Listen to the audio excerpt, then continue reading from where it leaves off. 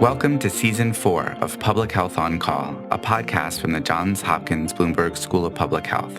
I'm Josh Sharfstein, Vice Dean for Public Health Practice and Community Engagement and a former Commissioner of Health in Baltimore City.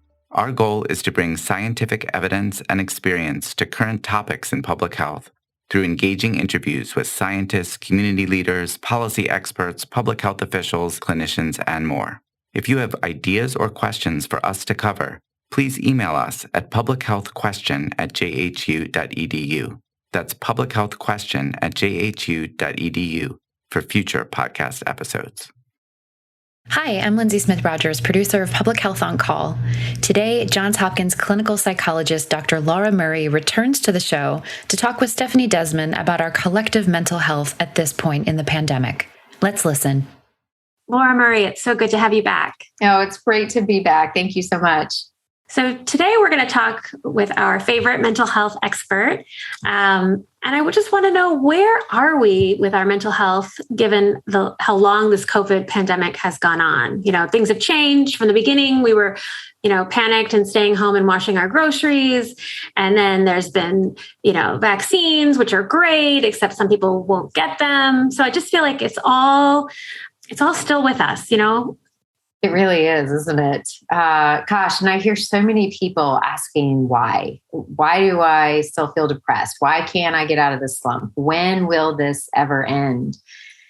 It's interesting, Stephanie. A lot of this has been very COVID focused for us in the United States for the past year and a half. Now, as COVID becomes more a part of our reality and we're learning to just manage around it, there does seem to be, from the mental health aspect, an overlap with other high impact events, Afghanistan, hurricanes, refugee crises, fighting and famine in places like Tigray, Ethiopia. And it has made me think, and maybe something we can discuss today, about the concept of collective trauma. So collective trauma refers to psychological reactions to a traumatic event that essentially affect the entire society, right? So we're talking about all types of different ones: Great Depression, World War II, the Holocaust, the 9/11 tragedy. And with these collective traumas, there's a distinct impact. Some of those are increased collective fear, which I think we're definitely seeing from COVID. Some damaged intersection with either national pride or politics or government. Lots of feelings of stress and anxiety, and also somewhat of an identity crisis. And this has been interesting to look into, because with collective trauma, the whole society is almost a bit shaken of, where's our foundation? Where are we going? What are we doing? And it's interesting to watch human behavior through the COVID, with many young people not setting down roots. Many of them are back with their parents. There's a lot of not working together in offices still. There's a lot of people leaving their jobs. So it's an interesting time that we find ourselves into, as you set the stage to where we're past the initial panic, but now we're sort of in that long-term, more collective trauma and some of the fallout of that. How does COVID fit in with this? Gosh, I think this is something we're still learning from a psychological standpoint. We just passed the anniversary of September 11th. And I don't know if you know, Stephanie, I was in New York doing a lot of trauma work for many years after 9/11. And just in the anniversary time span, and that of course was a collective trauma also, there was a lot of discussion about how cohesive and how much amazing unity and compassion there was in New York City after the September 11th disaster. And what's interesting is when you look at then a collective trauma like COVID, it seems to almost be having the opposite effect, right?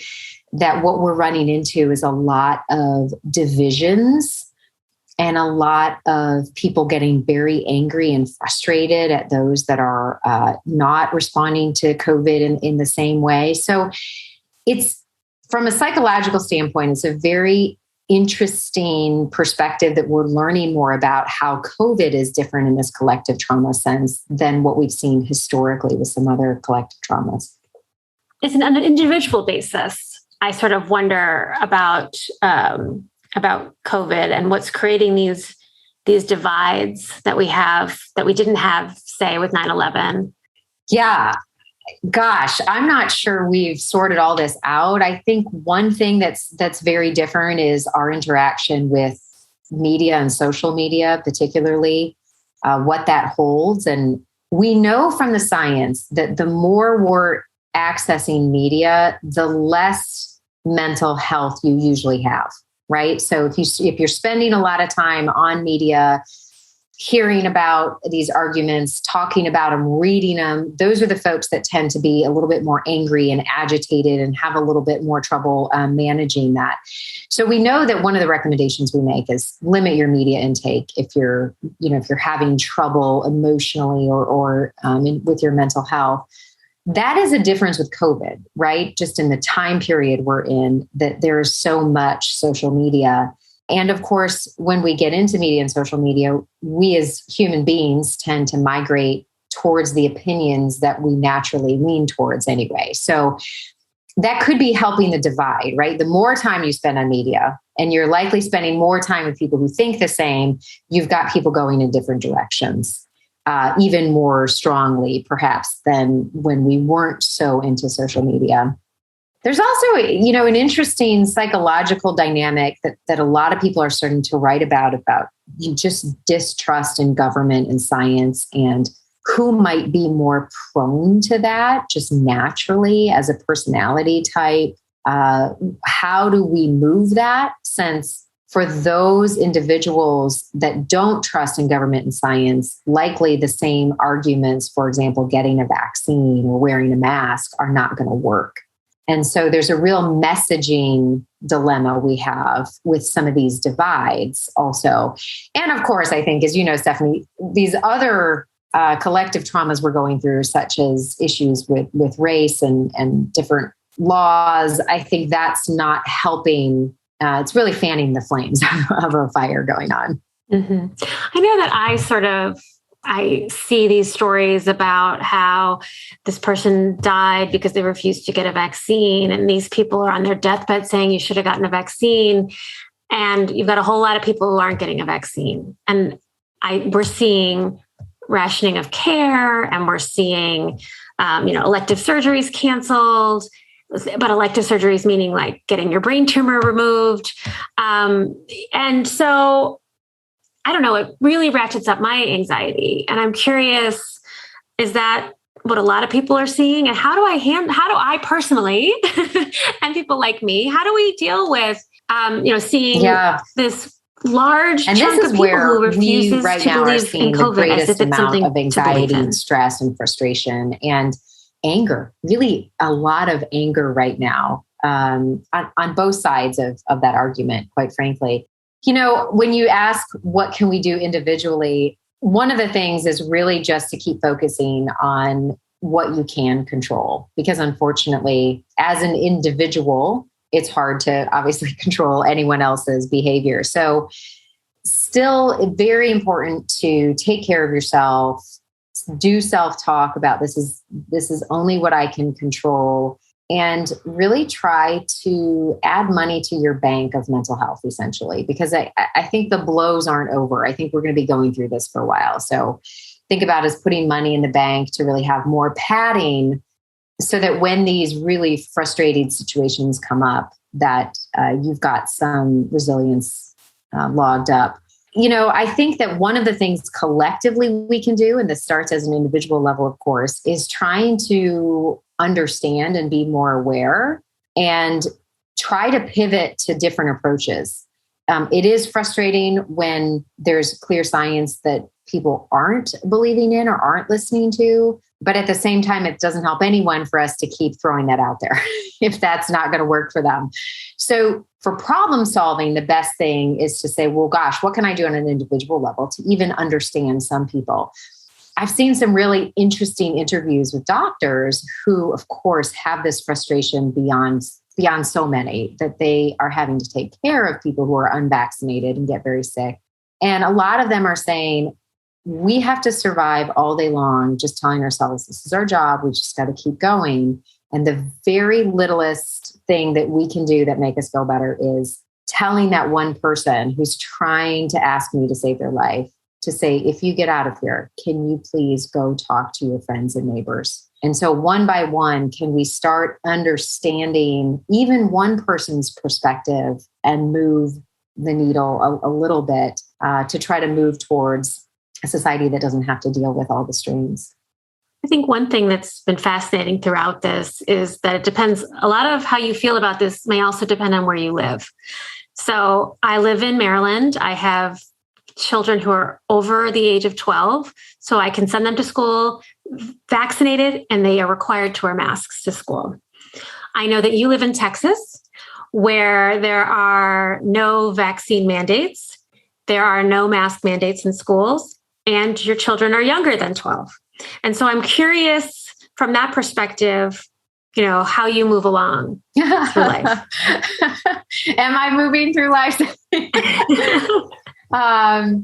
It definitely varies across states and across situations and contexts, which is what you raised. Every individual has their own bubble that they live within, and that really changes how you view things. And I'll be honest, as someone who supports and believes in science, I believe in the vaccination and mask wearing. And I wonder often if my perspective and frustration towards people who don't wear masks in school would be different if both my children were above 12. And because I have one child under 12, that has been particularly difficult. I will not lie to you. There's many venting sessions that have gone on. There has been many sending of scientific articles and recommendations. Again, we are relearning that just doesn't work, and having to step back even and say, what exactly is it that's preventing us from doing that? And I imagine that it's partly to do with this collective trauma. Absolutely. I mean, if we're honest, we're all tired of this. And there's a lot going on in the world outside of COVID, which I know you and I interact with also a lot too. So, globally, there's just a lot going on in addition to the COVID that we're dealing with at home. So again, I think about mental health often as you're putting money in the bank. You've got to constantly fill it up and get as much padding as you can to be able to better manage things that come along and learn how you best deal with them. Are you a venter? Do you need to call someone? Do you need to go for a really long run? Those things, knowing those things about yourself is really the difference between being able to function quite well and having a little bit more trouble. Would it be easier if we put our heads in the sand? Sometimes I think it would be. And, Stephanie, there is a time and a place for that. A lot of times I get asked as a psychologist, I just want to sit down and cry. And there's nothing wrong with that. So I think some time to give yourself space to do that is not a bad thing either. Laura Murray, thank you so much for joining me. Thanks, Stephanie. Public Health on Call is produced by Josh Sharfstein, Lindsay Smith-Rogers, and Stephanie Desmond. Audio production by Spencer Greer, Niall Owen McCusker, Cian Oates, and Matthew Martin, with support from Chip Hickey. Distribution by Nick Moran. Production support from Catherine Ricardo and Neiman Outland. Social media support from Brenda Haggader, Grace Holes Fernandez, and Caroline Wong. Thank you for listening.